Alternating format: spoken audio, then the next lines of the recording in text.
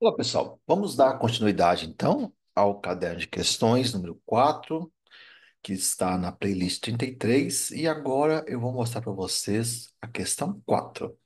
A questão 4 está no arquivo 82 no meu computador, tá? Isso aqui é uma informação minha, mas você pode baixar o arquivo 82 nesse link aqui, né? Foi publicado nessa revista que está aqui com esse DOI. O DOI é Document Object Identifier, né? Ó, então, a questão 4 ela é muito interessante. Todas são, né? Eu sempre falo isso, mas enfim. Mas a questão 4 ela me deixou bastante feliz de ter encontrado esse conjunto de dados. Fala sobre o encapsulamento de um fármaco, né? Então, às vezes, em diversas situações, você precisa encapsular um fármaco para que o paciente possa ingerir e o fármaco seja liberado no local certo e no momento certo, né? Então, muitas vezes o encapsulamento ele vai contribuir com várias propriedades do fármaco.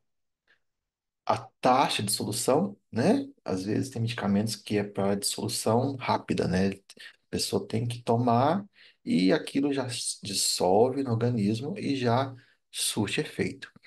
Às vezes o medicamento ele precisa de uma dissolução lenta, então a pessoa toma o medicamento e esse medicamento vai sendo liberado aos poucos, né? E o princípio ativo vai entrando no organismo da pessoa de forma gradual, tá? Então, essa é uma ciência muito interessante, essa questão de preparar fármacos, né? De encapsular os fármacos, essas taxas de dissolução. Então, a ideia aqui foi propor uma formulação farmacêutica para a liberação do albendazol. O albendazol é um antieumítico parasiticida. É um vermicida, né? As pessoas tomam para combater parasitas. E as variáveis que foram estudadas são 7 variáveis e mais 3 fantasmas, ou dummy, né? Então, as variáveis foram desde a concentração do polímero, que se eu não me engano aqui estou usando, os autores testaram aqui o nível -1, nível +1 e o ponto central. Velocidade de digitação, né? Você coloca o fármaco juntamente com esse polímero, o tempo de interação do fármaco com o polímero, a temperatura da interação, o pH da solução do polímero, o pH do agente iônico, para facilitar aquela dissolução, né? Do princípio ativo. E qual que é o agente iônico? Hidróxido de sódio ou lauril sulfato de sódio. Então aqui já começam os problemas, né? As variáveis quantitativas, né, aquelas numéricas, tem 3 níveis. E o agente iônico, que é uma variável qualitativa, tem 2 níveis. E tem as fantasmas. Aí os autores, eles testaram, avaliaram, melhor dizendo, duas respostas. A primeira delas é o tamanho de partícula. Eles querem minimizar esse tamanho de partícula depois do encapsulamento. E a taxa de solução. Eles querem uma taxa de solução rápida depois do encapsulamento, né? Então, eles querem um tamanho de partícula pequeno, a pessoa ingere esse medicamento e dissolve rapidamente, né? Tem que fazer efeito rápido. Então, é um problema com duas respostas. Então, vamos abrir aqui os dados, tá? Deixa eu sair do PowerPoint. Vou abrir aqui o nosso caderno de questões 4, a questão 4. Vou preparar o arquivo. Então, aqui, ó, eu até coloquei algumas cores. Aqui estão os dados do jeito que os autores colocaram, tá? Exatamente do mesmo jeito. E então são 7 variáveis reais e mais 3 dummies. A 8, a 9, a 10 e a 11. São 4 dummies, desculpa. Mais 4 dummies, né? 8, 9, 10 e 11. Bem, então, variável 1. Testou 0,3, 3. Então, aqui, o ponto central, 1,65 está aqui. Como é que eles lidaram com a variável 7, que é o lauril ou o hidróxido? O lauril é L, o hidróxido sódio é N. Eles fizeram dois sets, né? Dois conjuntos de ponto central. Um para o lauril e o outro para o hidróxido de sódio. Fizeram assim, tá? Bem, então vou montar a matriz aqui. X, eu vou criar aqui, ó. 6, 7, 8, 9, 10, 11, tá? Eu criei aqui 11, ó. 11 colunas, tá? E aqui eu vou ter as 7 variáveis, olha só, 7 variáveis. E aqui as dummy, né? D1, D2, D3 e D4. Então vejam que esse planejamento fatorial é um planejamento fatorial do tipo Plackett-Burman. Ele tem uma série de propriedades. A primeira propriedade é que a quantidade de experimentos que vai ser realizada é sempre múltiplo de 4, tá? 8, 12, 16, 20, 24, 28 e assim por diante. Isso está lá na minha playlist 32. Se você fizer 12 experimentos, você consegue testar até 11 variáveis, tá? Então, por isso que eu acrescentei aqui mais essas 4 dummy, tá bom? Bem, o ponto central não vai entrar aqui no nosso cálculo, né? O ponto central, olha, variável 5, nível menos um é um, nível mais um é 3. Um com 3, 4, e por 2, 2 é o ponto central. Bem, então agora, o que que eu vou fazer aqui? Eu vou selecionar a linha, né? Veja que não tem nenhuma célula, não tem nenhuma célula mesclada. Eu não gosto de mesclar célula. Eu também não gosto de colorir, mas aqui eu senti a necessidade de colorir. Mas enfim, eu vou agora fazer o seguinte, ó. Eu vou pegar aqui a variável um, vou classificar do menor para o maior. Veja que tem sempre metade dos experimentos é menos um, a outra metade é mais um. Então aqui, ó, é menos um, tem 6 menos um e 6 mais um. Eu vou copiar isso aqui porque vocês vão perceber que esse padrão, ele se repete em todos os casos, tá? Eu vou colar aqui, ó. E vou agora classificar pela variável 2, né? Então, tem 6 menos um e 6 mais um. Vou copiar isso aqui e vou colar aqui, tá? Bem, e deixa eu voltar aqui para a ordem original. Vocês vão perceber uma coisa aqui. A questão toda aqui é o seguinte, ó. O último experimento é tudo menos um. É sempre o nível mais baixo, olha. Vocês estão percebendo aqui? Eu vou pegar isso aqui e vou colocar aqui, ó, tá? Aí, esse experimento aqui, ó, ele veio para cá, né? Essa condição menos um veio para cá. E esses aqui, eles vieram para cá. Então, o que eu vou fazer? Eu vou pegar o seguinte, eu vou pegar isso aqui, vai ser igual a isso. E isso aqui vai ser igual a isso. Tá? E eu vou clicar isso aqui, vou arrastar até o final. Vou clicar isso aqui e vou arrastar até o final. Pronto. Já montei tudo, né? Foi rápido, não foi? Bem, eu vou agora fazer o seguinte, ó. Eu vou lá na Place 32, tem lá o Pacto de Burma, você pode olhar, são 15 partes, você pode ir na parte do Pacto de Burma. Eu vou copiar isso aqui, eu vou colar como valores. Prontinho. Tá? Então você vai perceber, se eu colocar aqui a variável 7, sempre tem, olha só, variável 7, o lauril. Por convenção, o lauril foi chamado de mais um, né? O lauril de mais um e o hidroxóide de menos um. Voltar para a ordem original, tá?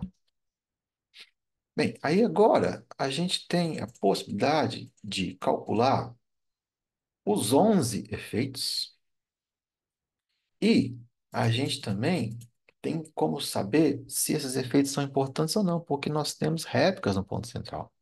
Então, se você recordar lá da questão de número 2, né, eu tinha colocado a fórmula para a gente calcular o erro de um efeito, né? Eu tinha colocado essa fórmula aqui. Então, eu vou agora colocar ela aqui, ó, como uma figura, só para me ajudar. Tá bom? Deixa eu deixar ela aqui assim. Então, eu posso calcular o erro de um efeito para a resposta número um e o erro do efeito para a resposta número 2. Tá? Então, o que eu vou fazer? Eu vou primeiro calcular as variâncias. Ó, eu vou deixar assim, ó, var, né? Vou calcular a variância desses três aqui e dos outros três. E vou calcular a variância aqui, ó, certo? Então, calculei a variância desses três e desses três, tá vendo? Agora, o que que eu vou fazer? Vou calcular a variância média para cada uma das respostas. Olha só, como é que eu estou lidando com isso aqui, ó. Vou calcular a variância média. Então, vai ser a média disso, ponto e vírgula com isso. Calculei a variância média, certo? Agora, eu vou calcular o erro experimental. Deixa eu começar a fazer aqui embaixo, então. O erro experimental é a variância, raiz quadrada da variância, né? Tá aí. Esse é o erro experimental. Agora, o que que eu vou fazer? Eu vou calcular o erro do efeito. Eu preciso do N, que é o número de réplicas. Olha só, eu tenho três réplicas para um, três réplicas para o outro, né? Tenho três réplicas nos experimentos. E o K, que é o número de variáveis. O K, o número de variáveis, aqui eu vou colocar 11, tá? Vou colocar 11. E agora eu vou calcular o erro de um efeito.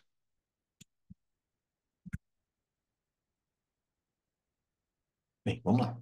Então, o erro de efeito vai ser igual a, vou abrir dois parênteses, duas vezes o erro experimental, que está aqui, vou fechar, dividido por, vou abrir parênteses, n, que é o número de réplicas, vou digitar 3 vezes 2 elevado a 11, vou tirar a raiz, vou fechar, pronto. Está aí o erro de um efeito, né? Está aí o erro de um efeito. Bem, agora então, o que que eu vou fazer? Eu vou salvar, né? Montar a matriz X. Vou pegar isso aqui e vou passar para cá.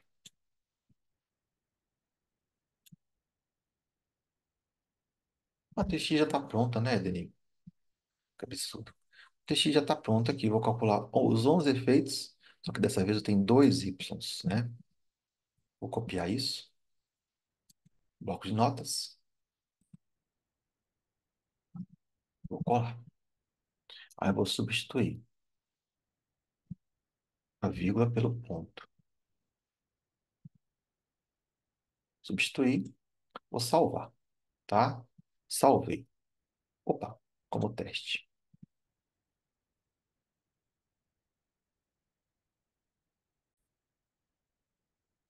Então, já salvei, né? Já salvei lá no bloco de notas. Tá aqui.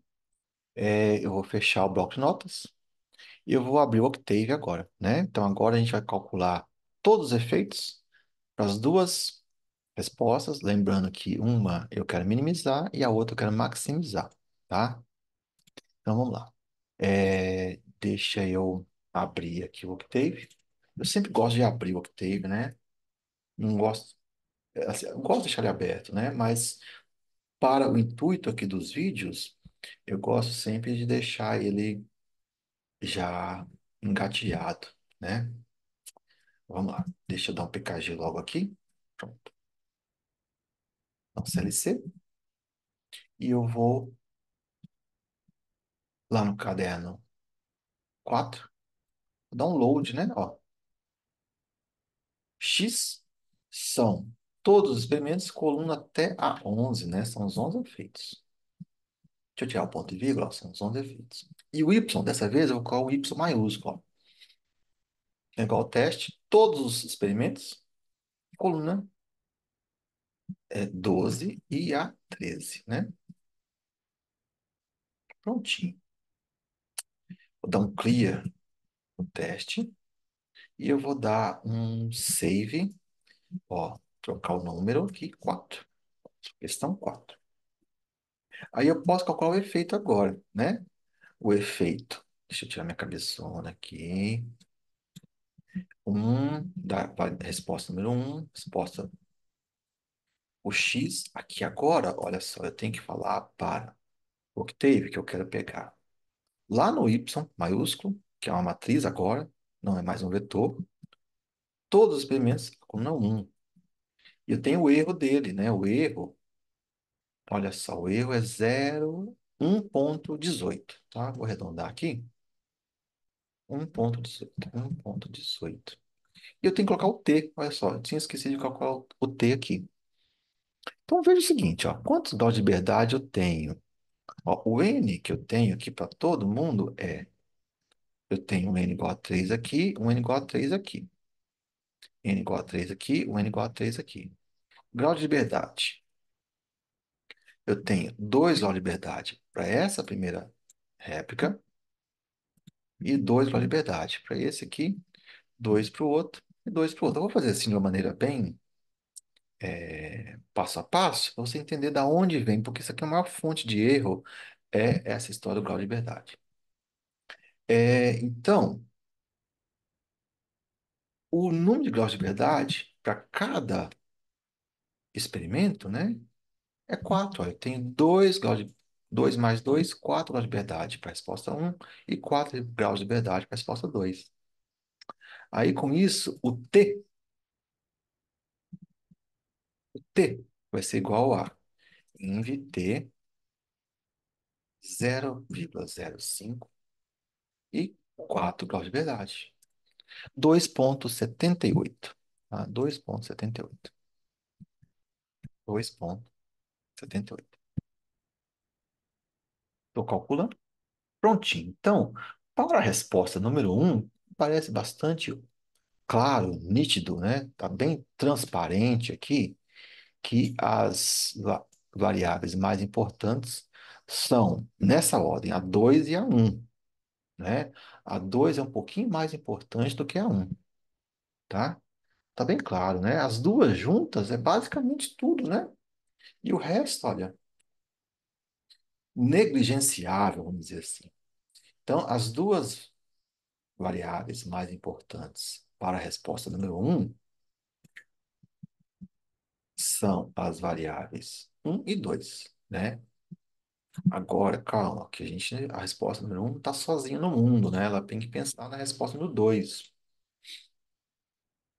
Eu vou pegar isso aqui e vou passar para cá. Opa, para colar, né? Deixa eu diminuir esse tamanho desse negócio. Tô me incomodando isso. Eu vou colocar aqui com 8, tá? Edit, copy figure,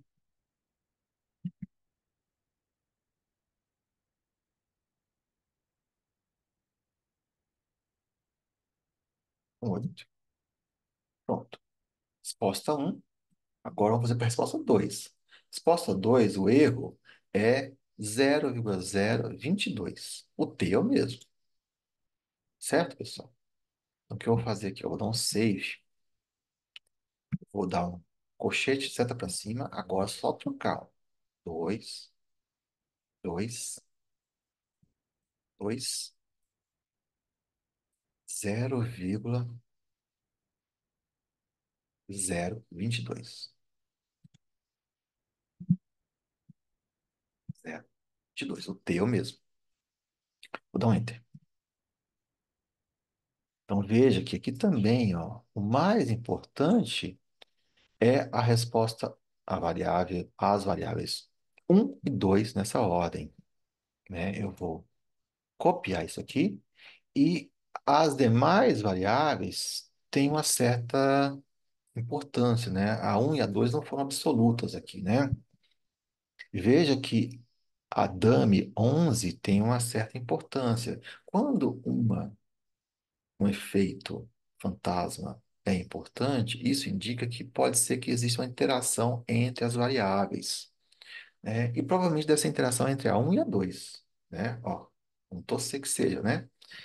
Uma coisa importantíssima é o seguinte: quando você faz um planejamento como esse, você nunca vai parar por aqui, tá? Você está triando, você até quer saber quem é importante. Você não vai parar por aqui, né? E os autores desse trabalho não pararam por aqui, eles continuaram a otimização, justamente com as variáveis um e 2 que eles viram que são as mais importantes. Bom,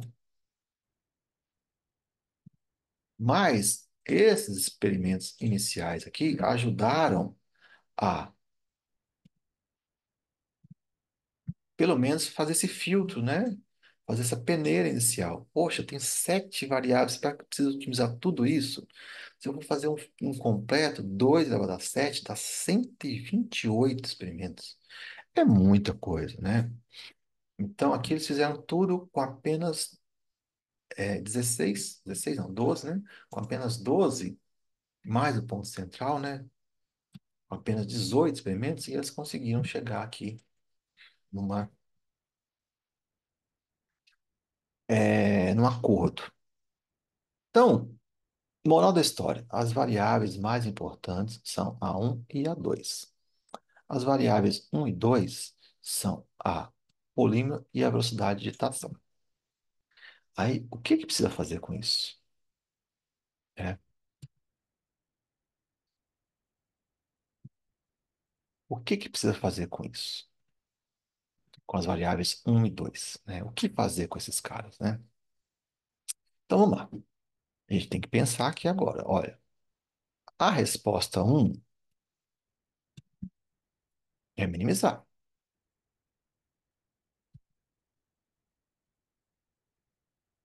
Resposta um, o objetivo dela é minimizar. Resposta um, resposta 2. O objetivo de um é minimizar, o objetivo da outra é maximizar.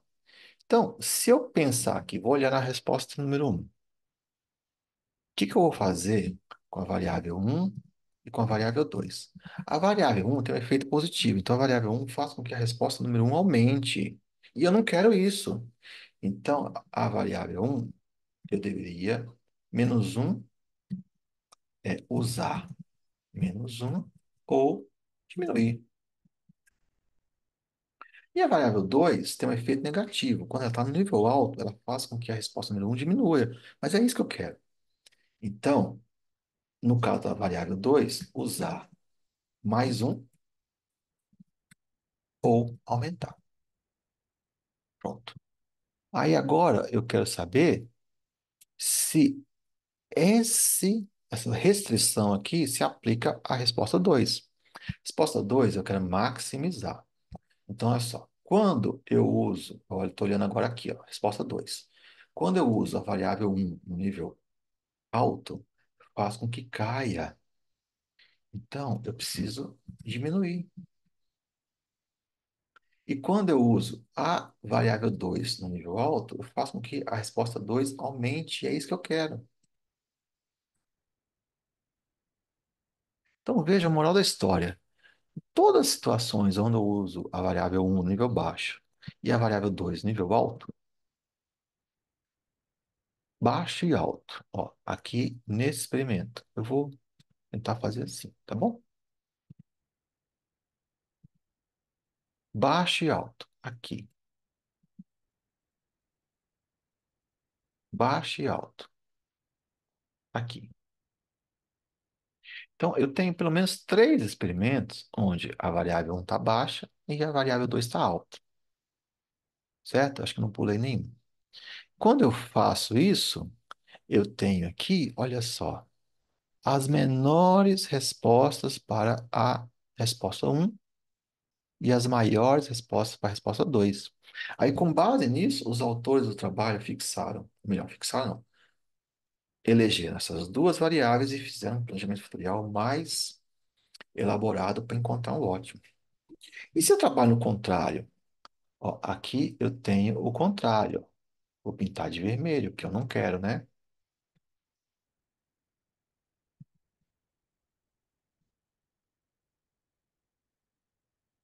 Mas o contrário aqui.